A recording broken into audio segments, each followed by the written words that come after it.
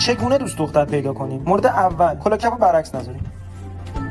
من خیلی دوست منم دارم. دوست دارم عزیزم. ثابت کن به کل دنیا بگو دوستم داری. دوست دارم. گفتم به کل دنیا. خب تو دنیای منی. مورد دوم مسواک میزنیم. اگه یه روزی از هم جدا شیم تو چیکار میکنی؟ میرم با اکسم. خب دوست رابطمون تمامه. بای. من قرار نبود امروز بریم پارک. نه با اکست برو. خب تو الان اکسمی دیگه.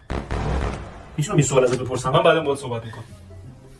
پرسیدی دیگه. میشه 2 سوال ازت بپرسم؟ دومین سوالم پرسیدی. میشه 4 سوال ازت بپرسم؟ پرسیدی دیگه. چهارمی کی پرسیدم؟ الان چهارمی هم پرسیدی.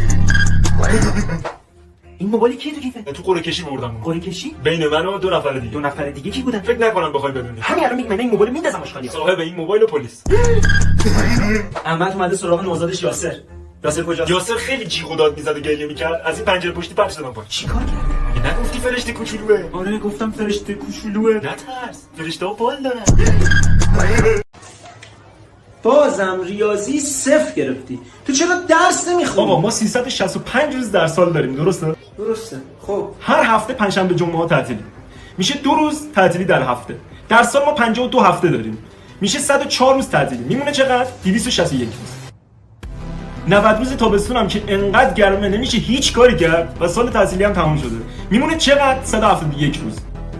در روز به صورت میانگین ما 8 ساعت میخوابیم که در سال حساب کنی میشه 121 روز. میمونه چقدر؟ 50 روز. روزی 3 ساعت هم غذا بخوریم، همون بریم، توالت، موارد شخصی، جمعاً میشه 45 روز. از 50 کم کنیم میمونه 5 روز. بله. تو سال هم ما 4 روز مریض بشیم میمونه 1 روز.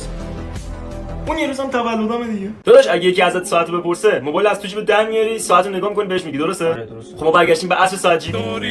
سلام، من سفر شمال برگشتم. برای مامان ماهی گرفتم. مامان کجاست؟ آجی میدونستی خرچنگا فکر می‌کنن ماهی دارن پرواز می‌کنن.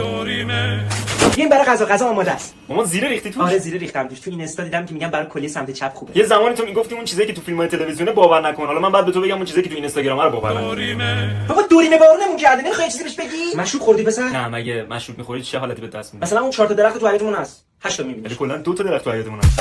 بابا من همه چی رو میدونم. این 50 تومن رو بگیر. خاک تو سر. مرسی.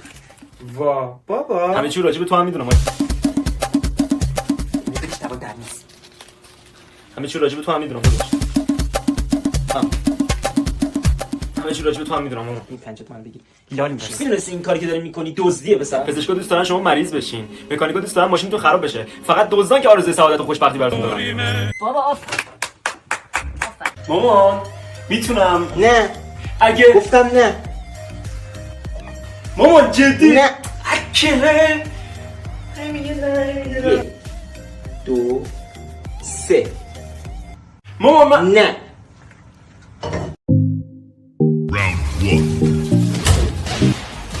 داری بازی میکنی؟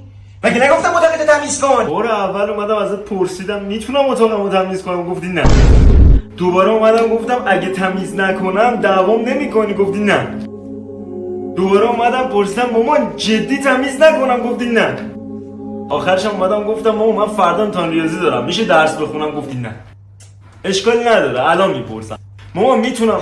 عزیزم معلومه میتونی. مرسی پس من میرم خونه پرامینا PS5 ای بلازا بو ان میاد. تو دیگه بزرگ شدی خجالت نمیکشی میشاشی تو جات؟ چرا خجالت بکشم؟ خوابی که دیدم به واقعیت پیوسته. خواب دیدم دارم میشاشم، بیدار شدم دیدم شاشیدم. باشو جمع کن بابا بو شاشت کشتمون. با توجه به بوی این چیزی که از من استخراج شده واقعا پوست عایق خوبی برای بوه. خب دیگه دوریم بازی بسته بگی بخواب. فردا من مدرسه خواب نمونم. اون تو فکر می‌کنی من اگه زود بیدار شم به موقع میرسم مدرسه، در صورتی که من 10 دقیقه زودتر از حالت عادی بیدار میشم مثل 2 ساعت باش رفتار میکنم و دیرتر میرسم مدرسه. میدونم چون نافم درد میکنه. میدونستید ناف همون دهن قدیمیمونه؟ وای دوستی دارم چشاش خیلی خوشگله عین آهو میمونه. چشا زمانی قشنگن که تو حدقه باشن. یه دختر تو دانشگاه هست خیلی خوشگله. عاشق شدم. ببینم. واقعا خوشگله. داش میدونستی هر انسانی که دور و برت میبینی به صورت تکنیکی مقدار ان توش هست. ای اگه مدت زمان زیادی تو آب باشیم پوستمون چروک میشه این کشمش، در صورتی که کشمش خوش شده که این شکلیه.